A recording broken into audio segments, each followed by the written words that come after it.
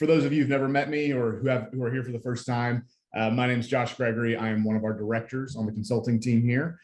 For all of our regular attendees, welcome back. For everybody who's new, this is something where we try to have a lot of fun, but we also want to make it really informative. So there's some things we'll do at the beginning, and then there's going to be an open Q&A and a topic section at the end where we want you to feel like you can get all of your questions answered here. Now, before I get started, though, I do have a quick disclaimer that I have to read every week. So Route Consultant is not endorsed by and is not recommended by Federal Express Corporation and FedEx Ground. Route Consultant is not sponsored by, is not approved by, is not associated with, and has no connection whatsoever with Federal Express Corporation or FedEx Ground.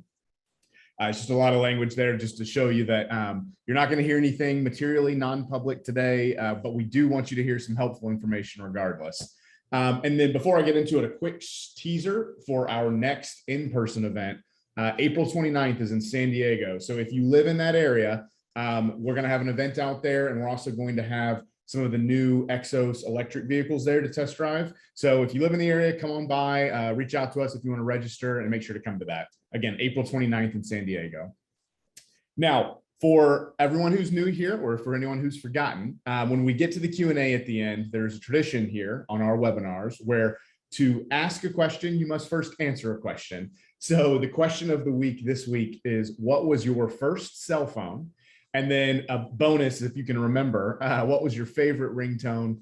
And then if you can, so when you're coming to the Q&A, before you put that question in, make sure you answer that question. And when you're putting it in, don't put it in the chat, put it in the Q&A box at the bottom. If you put it in the chat, we'll miss it. So before we get to the topic, I just want to go quickly through an overview of all of the listings that we have had come out over the past week. So all the new listings hitting the market. So I'm going to jump right into it with our P&D listings. So our first one is in Champaign, Illinois. It has two portions. So there's 5 P&D routes at, and it's listed at $545,000. It's got a spare truck. It's a really established contractor and a well-populated area.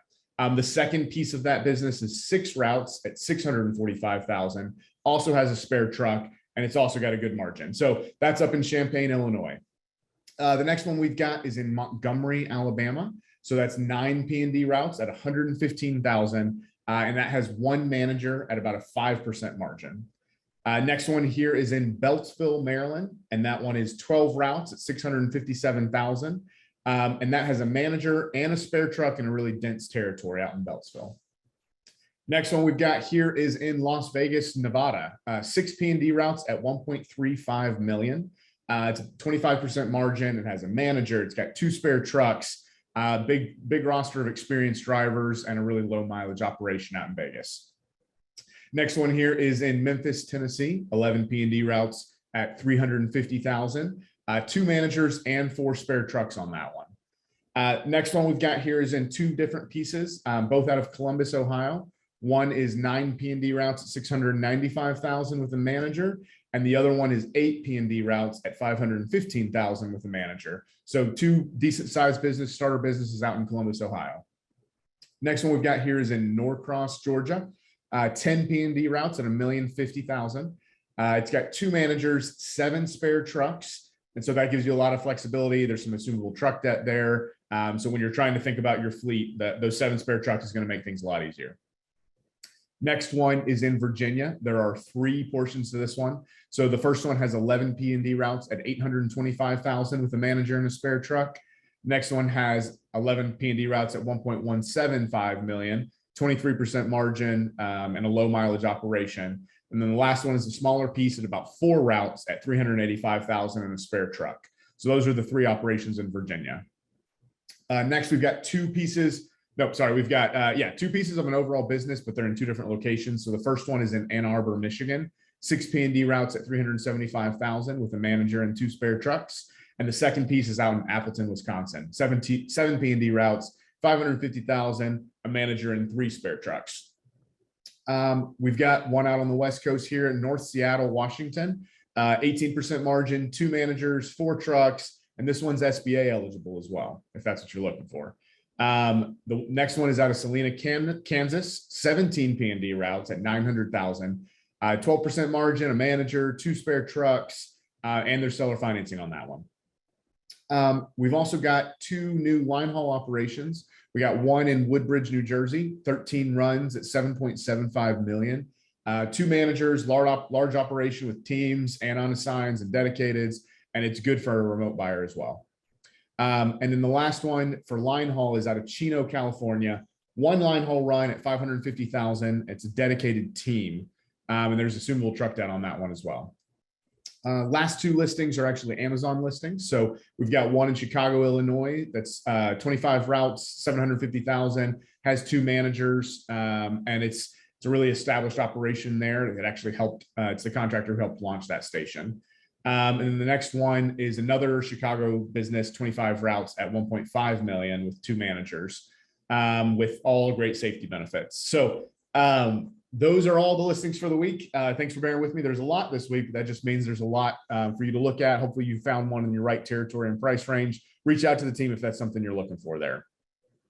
So now that I've gotten through all of that, I am very excited today to have David Leland, the CEO of GroundCloud, here to talk about some big changes coming to the FedEx network around safety training. I know you've probably heard about this. Hopefully you've heard about it by now. We've talked about it some, and it's been rumbling through the network, and it's coming very soon. And for some of you, it's already active. So we've brought him on because this is such an important thing to make sure everyone understands and is clear about what this means for your business so that you can prepare properly to be successful here. If you're already a contractor, and if you're a new buyer, it's something you want to make sure you're aware of as you're coming into the space as well.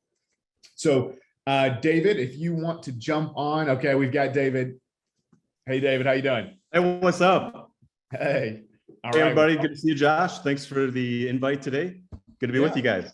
Yeah, it's great to see you. And just so everybody knows too, so I'm going to be asking some questions throughout, but I want everyone, as you have questions, to go ahead and pop them into the Q&A, and I'll be bouncing back and forth through those. And remember, as you are submitting those questions, make sure you're answering the question of the day, which is a reminder, is what was your first cell phone? And so, David, the most important first question you have here is, what was your first cell phone? All right. Well, I'm kind of proud of this one. My dad was an engineer, worked his entire career for the company that literally invented cell phones, Motorola. So, I mean, when I was a little kid, but we were the cool ones. We had little bag phones wired into cars before anybody else did. So, even as a kid, I thought I was real special because I could hold up a phone to my head. Everyone else, Josh, your age, it's like everyone, you're born with a phone. But so I think my first own cell phone for myself was like a Motorola Razor, which at the time I thought that was just so cool, just this skinny little thing. But then I'll also say this: I was in line waiting for like 2 hours the day that the iPhone came out. So I was one of those at the time. You could only do it through AT&T, and they had limited ringtones on there, but Apple created all of their own. So I'm sure my first ringtone there was the marimba, right? So yeah, I think one it's of those that are still available now. But psyche now, yeah, those that. Yeah, exactly. Yeah. And I've been a geek all my life, so technology and cell phones, it's always been front and center for me. Yeah, that's awesome. And funnily enough, my first cell phone was also a Razor. So Nice. we have that in common too, or at least that was my only first cell phone. I didn't have the experience of having the first one I could hold up to my head like you did, but the Razor was my first one. Yeah. Well, yeah, the very first ones, it was something about this big. It was like a bowling ball up to your head, Yeah. I think your body like irradiated afterwards for a while after you talk, but yeah. And ringtone wise, I refused to ever buy a ringtone. So I remember I would hold the phone up to the TV on like a commercial or anything that was playing a song. I would record the song and use that as my ringtone. So that's where I don't remember what they were, but I distinctly remember that's how I did it. All right. So in the process. Yeah. So just to go ahead and get this kicked off, I'm sure there's some people who don't even really know what this rollout is or what the changes are to the safety training program. So just at a high level, what is this new program and why is FedEx making a change here? Yeah, you bet. And anytime I get myself in trouble, we also have Jerry Veras, our VP of Safety, is with us here as well. Who's a 25-year veteran and also most of that time with PGH Safety. But Jerry is, I call him the GOAT of the safety world, but really what FedEx is doing here is, I mean, this is a response to, FedEx is largely self-insured for, for indemnity for incidents out there. And, they are looking to reduce incidents, right? Which is, not only is it costly, but it's something that, impacts a lot of people. It's something that I think ultimately they wanted to see greater effectiveness in terms of driver education and, and bringing drivers on board, getting them a bit more than what was happening in the past in terms of, being able to drive safely on the road. Because if you think about it, most drivers are coming from the perspective of driving a personal vehicle, and then suddenly they're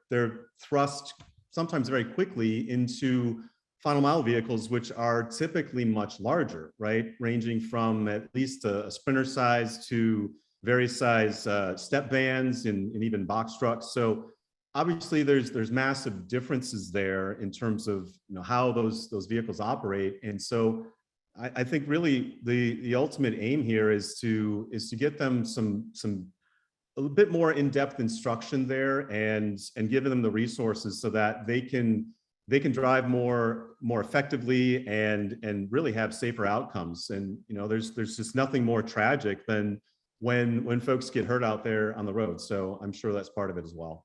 Yeah.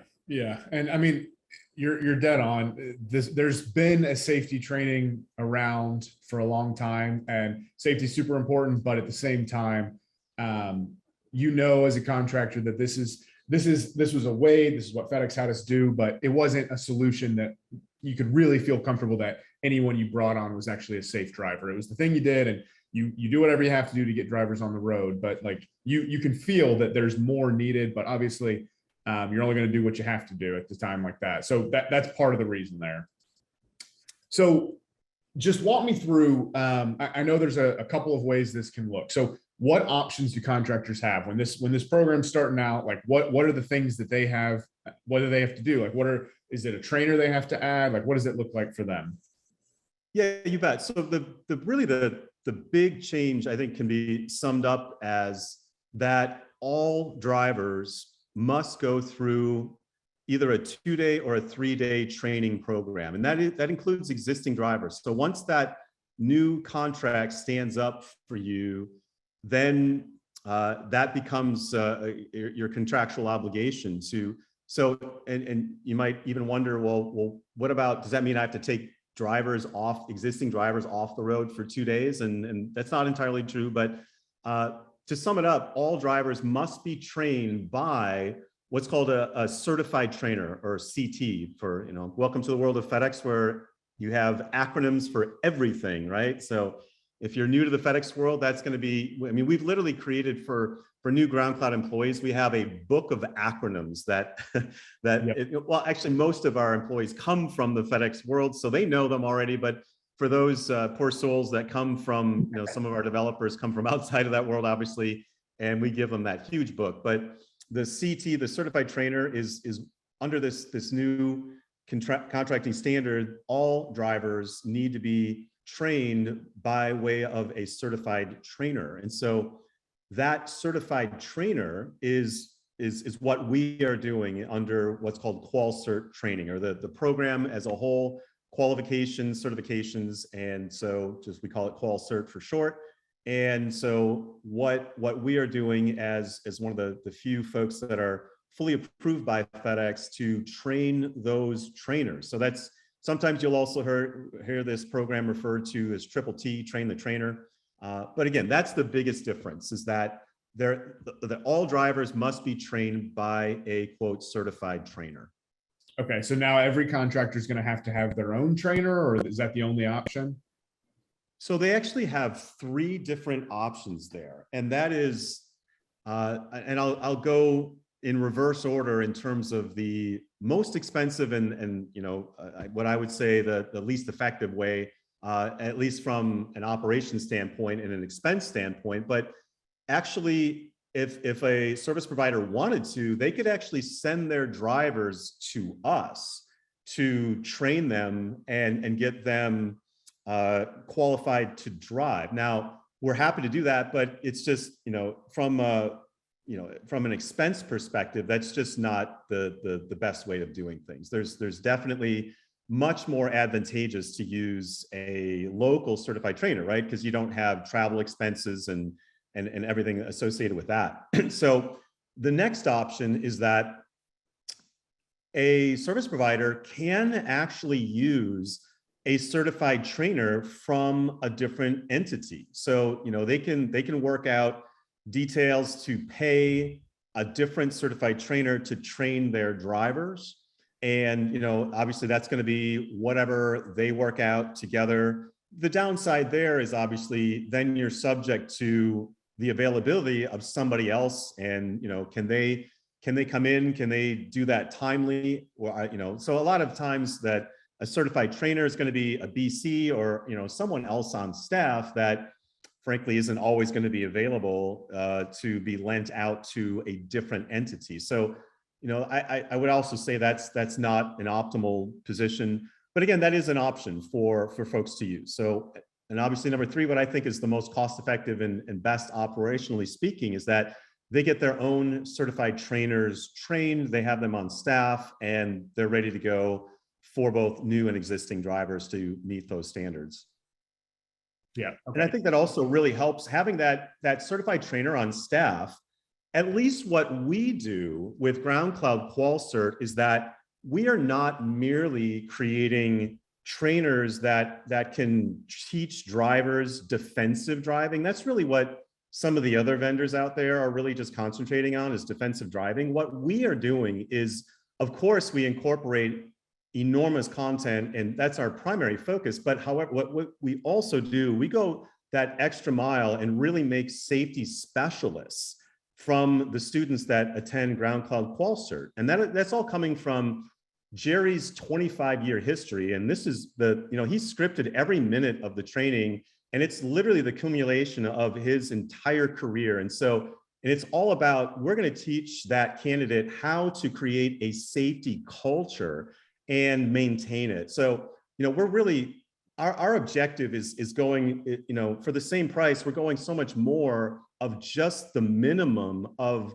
creating a defensive driver trainer and bringing that up to a safety specialist that is really going to make a key difference. And again, safety is one of the three legs of the stool of your operation, because if that leg goes out, if it's an unsafe operation, it's just a matter of time before you get shut down.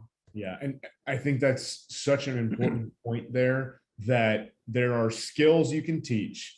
There are, knowledge that you can have them learn in a classroom, but as much as you can, if you can get drivers and BCs and everyone to embrace a mindset and a culture, it'll help them continue to want to make the right decisions, to understand why they're making them, not just have the knowledge of what they're supposed to do. So that's such an important thing to continue to emphasize in an organization. And it's great that GroundCloud is now allowing it to be something that your new driver has on day one, and it's an actual curriculum. So one thing I have, trainers, what is it like? What makes you eligible to go take this course? If you're one of the how are you eligible to be a certified trainer? Yeah, you bet. And so there is actually, and we absolutely encourage folks to verify this on MyGroundBiz. But I'll let Jerry just take a quick answer to this one in terms of the eligibility of the CT. No problem. All right. Thanks, Dave. Hey, Josh. Hey, so it's really simple, right? So your CT needs to be qualified, or I'm sorry, needs to have an active CDAS driver status for the previous 12 months. Now, let me pause here. I didn't say active person status in CDAS. So CDAS, which if you don't know, is the actual FedEx system that tracks the drivers and contractors. So it tracks person status and driver status. Why I'm pausing on this is because person status just means that driver's badge is active. So you might have a veteran BC that's been around for 15 years and their badge is active, but they haven't driven in like 10 years. So you just automatically assume because their badge is active, well, that is not what FedEx is looking at. So they need to have an active driver status in CDAS for the previous 12 months. Another thing that kind of sneaks up on these owners is that if your BC or whoever you're picking to come to class doesn't deliver a package for 90 days, they are automatically scrubbed from CDAS, meaning they're no longer shown as an active driver. So that's number one, show an active driver status in CDAS for the previous 12 months. Number two, that they do not have a preventable DOT recordable accident. And for those people on the call, like, what did Jerry just spew out of his mouth? It's a nurse, hearse, or tow type accident. So previous 12 months, your CT candidate did not have an accident that involved somebody going directly to the hospital from the accident scene. That would be nurse. Hearse is somebody somebody died from the accident, and then tow, one or more vehicles towed from that scene. So if your CT candidate hasn't had a nurse, hearse, or tow for the previous 12 months. I mean, it's pretty basic stuff. And then Jerry why don't you describe, there's a spot on MyGroundBiz where they can verify with their own folks to verify that that at least FedEx is going to say okay. Yeah, absolutely. So I have created a short 5-minute video on our landing page. The first 30 seconds shows you, or shows the AOs, where to go to verify that their CT qualifies. It's simple, but it's such a crucial piece to the puzzle, because when you register for the class, we send all that data to FedEx Corporate PGH. They reply back to us, and we'll only contact you if FedEx said no, meaning your CT doesn't meet FedEx standards. So please just take 30 seconds and please watch that video and just verify that first. So that you could guys, everyone can find that at groundcloud.com/qualcert. So that's where that video is. That whether you use us or not for Qual Cert, we sure hope you do, but that information is applicable regardless of who you go with. Yeah, and the reason that's also really important, especially for current contractors, that is, if you don't have anyone who applies, then that means you're going to have to either work with another contractor at the terminal to use their trainer, or send all of your drivers straight to someone like GroundCloud. So the sooner you can know that, the better, to find out if you're going to have to go for another option. But yes, it is also, now I know that there's also another piece of this around qualified observable time. Is it the same requirements for those in terms of the person who can observe that time? Yeah, great question. So once a certified trainer is available, it is the requirements contractually that the certified trainer is leading the quote classroom educational portion of the time. But then in the case of the existing driver, the second day, which is really just amounting to 8 hours of observable drive time. And what's great is that there's been a recent change that we were advocating, and FedEx actually implemented, that the existing driver can actually be driving a live route. So fully laden, driving a live route. And that observer does not need to be a certified trainer. That observer needs to be merely a quote qualified observer. And so the requirements for a qualified observer are lower than the requirements for a certified trainer. The certified trainer is one who has attended Qual Cert training like GroundCloud Qual Cert, but a qualified observer has, it is really someone that has been with the current contractor for the previous 12 months and is qualified to drive that same size vehicle. So much easier to get a qualified observer in that role than it is to, you don't necessarily have to have that CT always doing the observing. Got it. Okay. Yeah. And David Carroll, first off, his answer for the phone was Nokia 5165, which is like the classic phone. When you just look it up, it's like the classic. But his question was just, yeah, so they don't need to go to the 5-day class to be a qualified observer. No, they just have to be with the current CSP for at least 12 months, and they also need to have no preventable DOT accidents in the prior 12 months. So those are requirements for a qualified observer, but those are also documented on MyGroundBiz, what those requirements are. Yep. So it's the same basic requirement in MyGroundBiz to be an observer or a trainer. It's just that to be a trainer, you have to actually go to the 5-day class. Exactly. Perfect. All right. So just walk us through, at least explain a little bit, what do these actual classes look like? Is there in classroom time? Are they on the road? Like what do the days look like? Yeah. So basically, it was a FedEx standard that they're all 5 days long. So all I can do is I can tell you about what we've done, and we've made some kind of fundamentally different decisions about how we would implement our Qual Cert training. So what we do that's very unique is that it's very expensive for us to do this, but we actually pay for using actual final mile vehicles. So we will actually supply sprinters and step vans and box trucks, depending upon the size of the class, so that the trainers get true experience with real life final mile vehicles. And we think this is critical because they're going to be training drivers exactly to do these types of backing maneuvers and obstacle course and serpentine, et cetera. So it doesn't make any sense to us to just do that in a minivan like maybe some others do. We are actually using, again, real final mile vehicles for that, even though it costs us a lot more to do that, but we think it's worth it for the end result. So the breakdown effectively each day is that there is the morning that is classroom instruction, and then there's lunch, and then there is the entire afternoon is spent on the road. But since every class is going to have, even a small class will have at least 2 vehicles, the largers up 6 or 8 will have 3.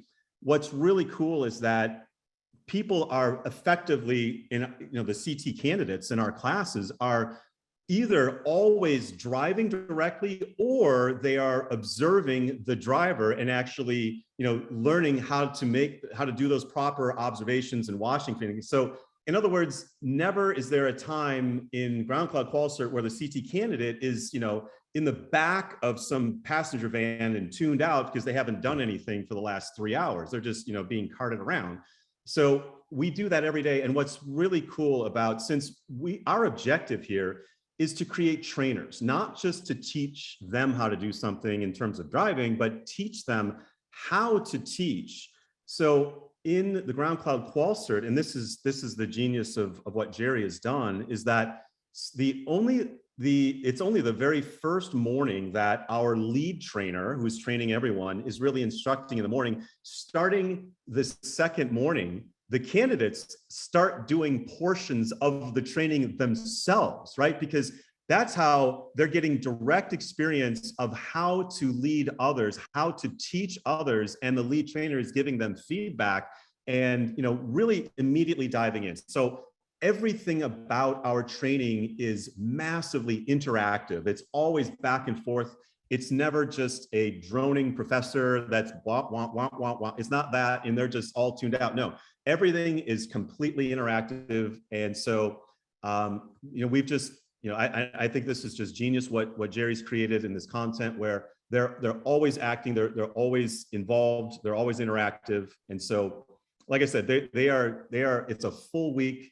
I think the feedback that we've gotten is tremendous. The week goes by very quickly, and everyone feels like they've just learned an absolute ton from it. Yeah, and I actually have gone through your course, so it was great. We had you guys out in our office training some of our BCs, and so I went through it too. Awesome. But okay, so next one here.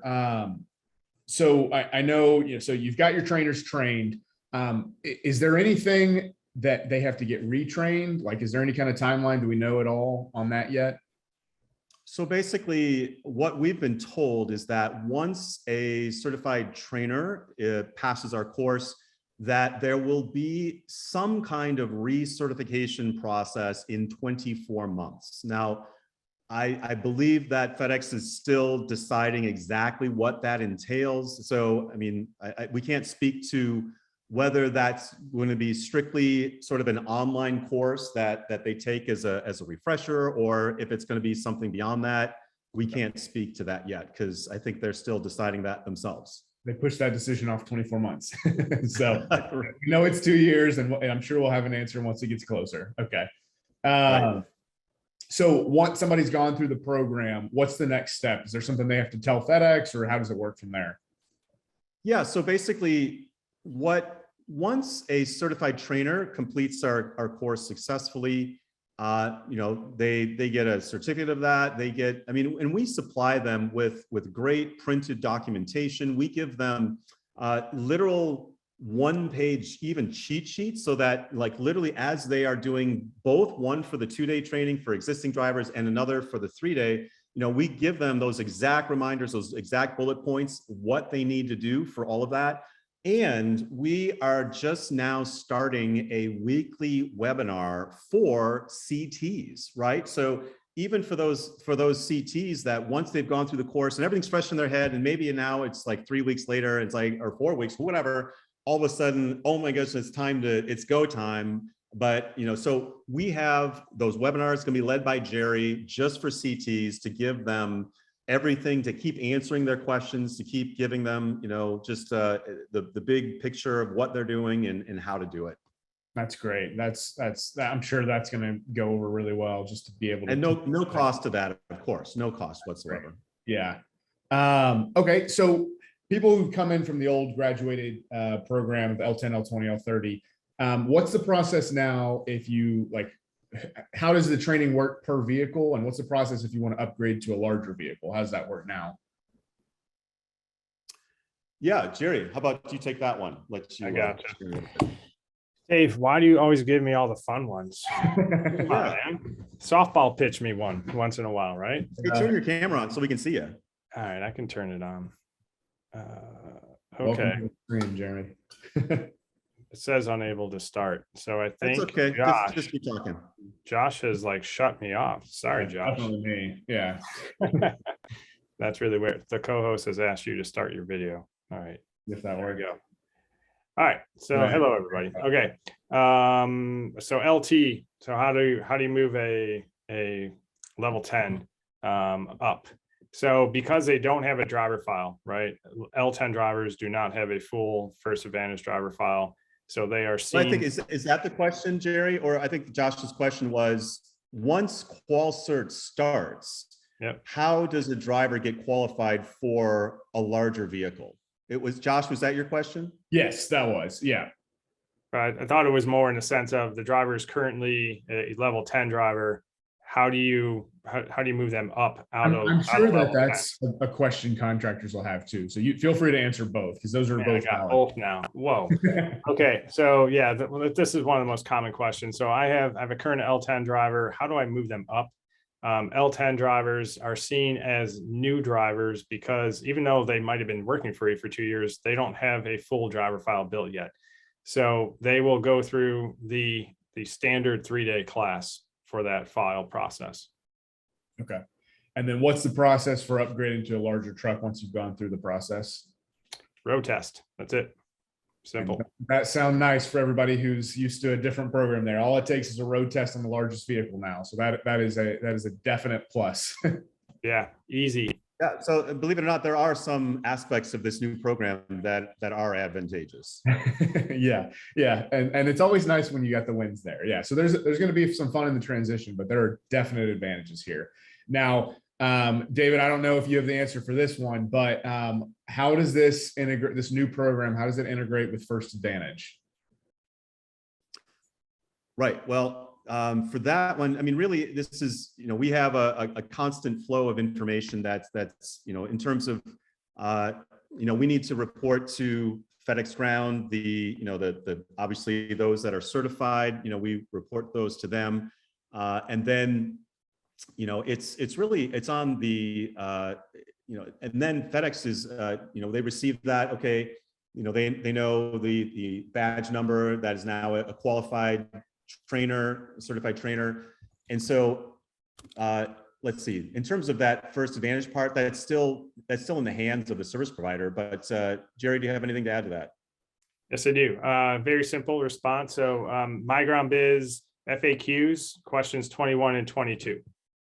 Okay, so they've outlined it on there, some easy things there. Okay, so thankfully there is an FAQ on MyGroundBiz for some of the intricacies there for some of those questions that came through, guys. And Josh, I'm sure that's like, make sure that they read that first, because we all know, right? If you put them in First Advantage incorrectly, it can be really painful. Yes, that is absolutely correct. So as much as you can, you want to avoid any delays from First Advantage because you'll have enough already. Okay, so one of the things that I know is going to be top of mind for anybody thinking about this, that's great. When does this roll out? What's the timeline? How does it apply to me, or when does it come to my terminal? That's super easy. It was complicated before. It's really as easy as go talk to your P&D manager or senior manager at your station. PGH Safety released a spreadsheet, and it's awesome.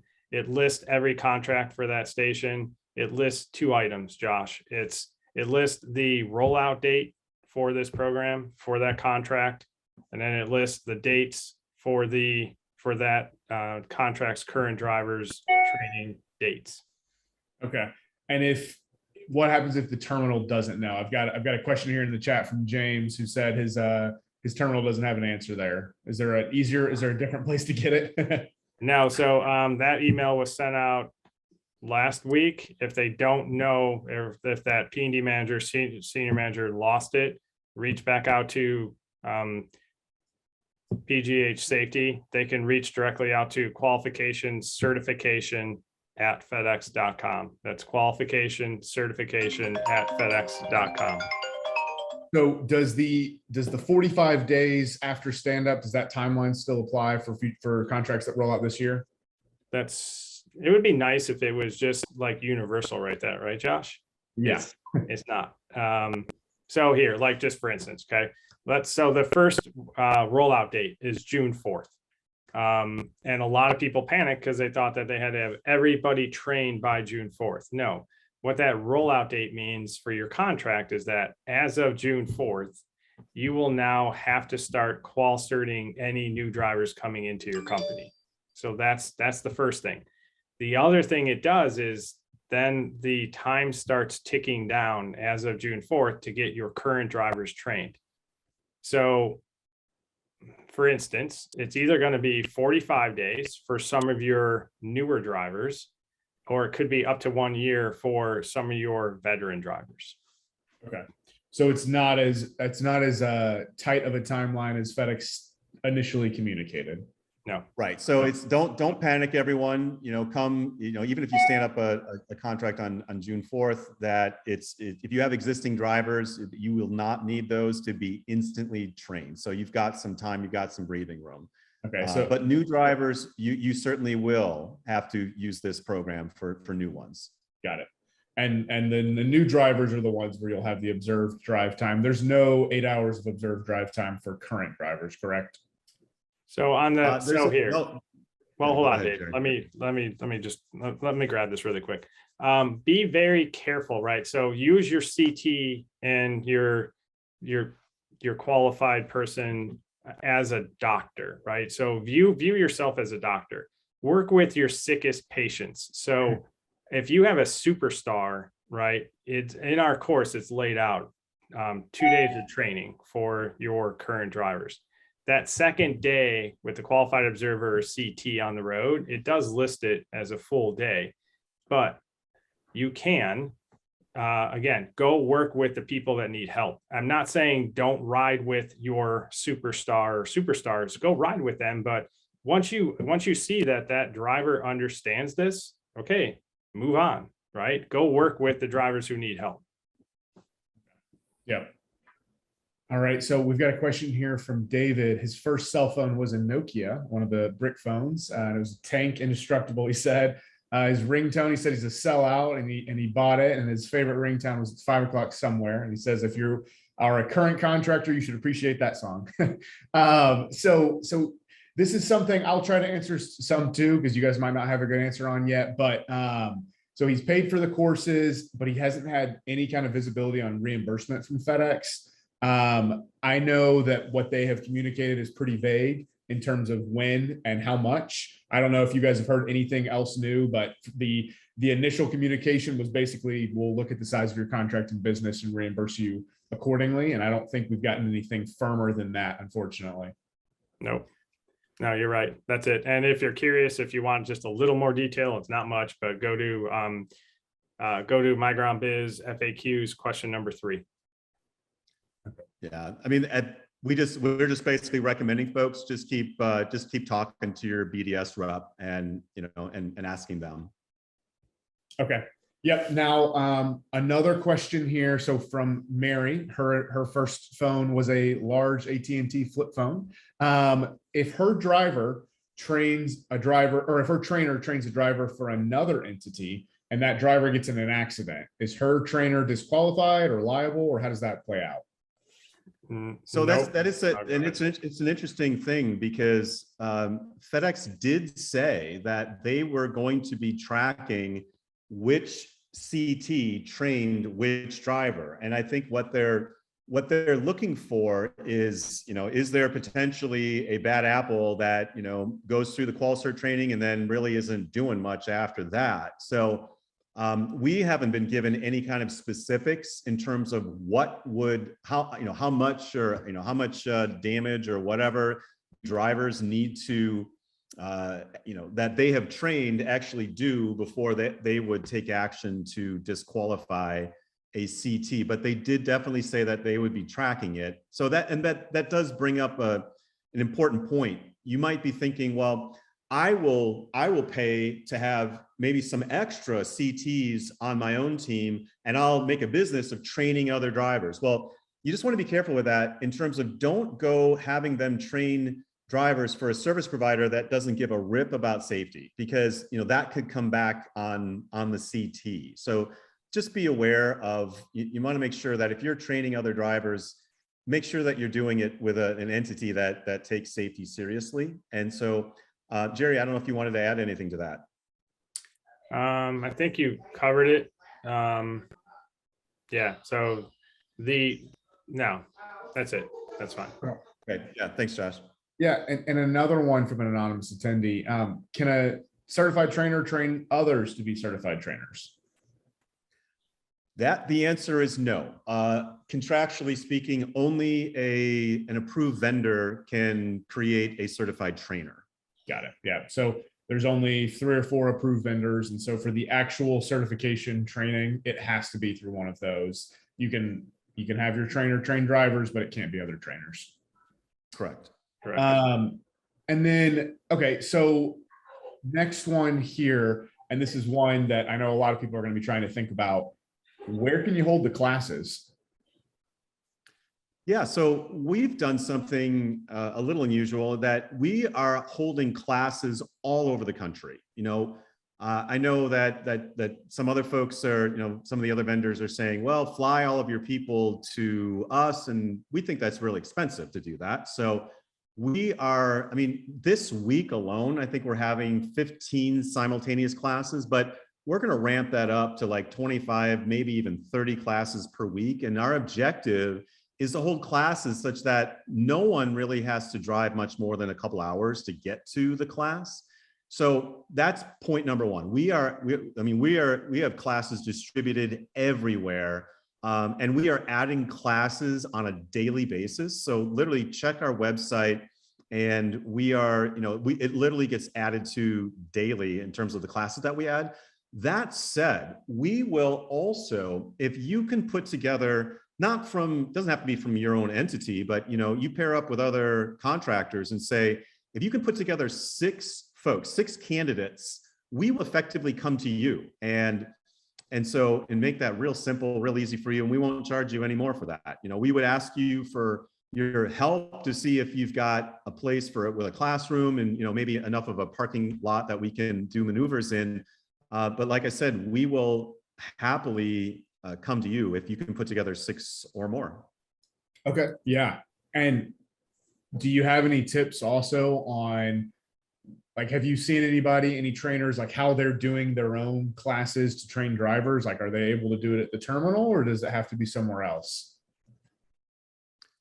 Right. So FedEx has stated that they do not want contractors to do any kind of obstacle course maneuvering on FedEx grounds.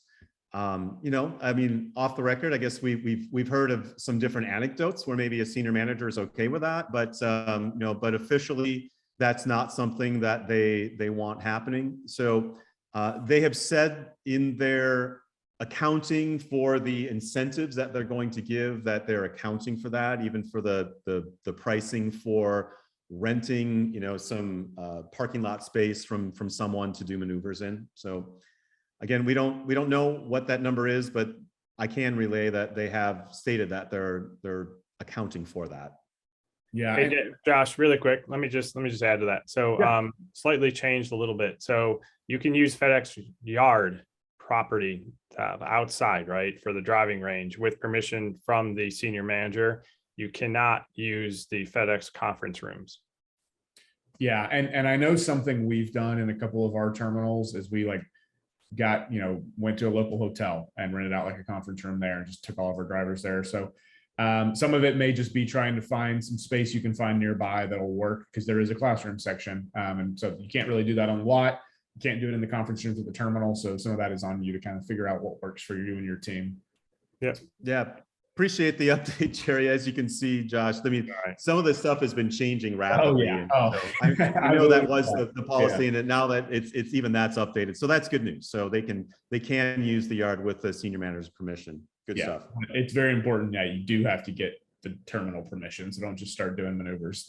And then, so another one here from Katie, and this is an interesting one. So if they fire someone and it's for safety concerns, but that driver was trained by their trainer, is there anything they can do to get them disqualified so they can't go train or just go drive somewhere else, and then their guy's liable? So you kind of walk through or understand where she's coming from there? That's a great question. So I'm going to let Jerry answer that one. No, there isn't. In terms of certification, right? That certification, whether it's the CT cert or the driver cert, stays with them for 2 years permanently. Got it. Okay. So yeah, it's basically just something you're going to have to be aware of. If you're losing, it's just something that is a part of training and being liable there. It's going to be a part of the business. I would recommend, you know, just for those that, I mean, would be rightly concerned about that, would be to talk to your BDS rep. And, you know, and I always recommend doing that in writing, because that you know, it always creates sort of a paper trail that creates a conversation behind the scenes. So I would recommend, again, a written conversation with your BDS rep on that. Yeah, there's definitely some things that are still probably being decided on and still in development here around policies. So some of these are things probably FedEx hasn't thought about yet, or is still in the early phases of development. So asking about it, writing them down, get it in where it starts to kind of hit their roadmap is a good thing to just put into practice for something like this as it rolls out. Question here: can an AO be a CT? Yes, absolutely, yes, and many are. Yeah. And really, it can be anybody. You can have your AO, you can have your BC, as long as they fit those initial characteristics. Now, I would say, is it probably less likely to see an AO who fits and kind of checks the boxes of being someone who is certified or able to be certified, since they would need to be driving and have like an active record there? I don't know. I mean, we've been talking about the Qual Cert, GroundCloud Qual Cert class in Honolulu, and for some reason it's completely filling up with AOs. It's yeah. So as long as you're approved in MyGroundBiz, you can exactly just now process. That's great. Oh man. Now, okay. So next question here is from Timothy. So once his drivers are trained, when they get a new contract with FedEx, do the drivers carry over? If a driver leaves and goes to another contractor, does their training still carry over? Is all of that still valid? Yeah. So Josh, as mentioned, that certification stays with each CT and each driver. Okay, got it. So it's tied to them basically, and there's nothing they can do to lose it except for be disqualified. Yep. All right, let's look at the next question here. If I use GroundCloud for ongoing training, do they have to use you for the train-the-trainer program? So yeah, here's an interesting subject. It's something that FedEx has actually asked us not to talk about. Okay. All I can say is that, I would point people to the new contracts in Schedule I, subsection 6.4, where, the language there, it says shall use the vendor. So, I mean, I won't be a lawyer there, but I can tell you my opinion, but it looks like that way. It's stated that way to me, but whether they end up changing that, I think they're thinking about it right now. But again, our official reply is no comment. Got it. Okay. And then another question from an anonymous attendee: can they train via Zoom for the classroom portion, for the train-the-trainer part of it, or does they have to be in person for classroom? Yeah, Jerry, it's funny. I was just, Jerry and I were just talking about that earlier today. I'll let Jerry give that answer. Okay, Josh, and that was in terms of the 3-day and 2-day classroom portion, right? I was actually talking about the 5-day trainer program. Like, oh no, the 5-day has to be in person. That's in person. Okay, and then the drivers. That's a good question I was even thinking about. But can they do anything remotely there from the in-classroom portion?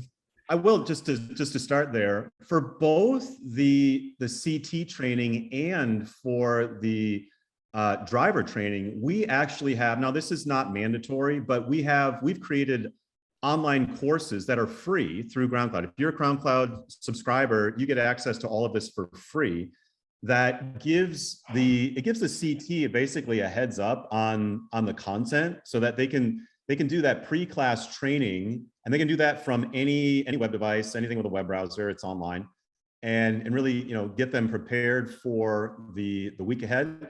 And the same thing is true for the 2-day and the 3-day. We've created a driver, an online portion that is really, it's the same material. So the really cool aspect of that is it enables the classroom portion to really focus on where the driver has questions, and really just determining whether the driver understands that content. Got it. Okay, perfect. Now I know we've talked about it being a certain number of days for the classroom. Do we know how many hours that those drivers have to commit, or is it just a full working day for the training? Okay, so you're talking about the 2-day, 3-day for the drivers? Yep.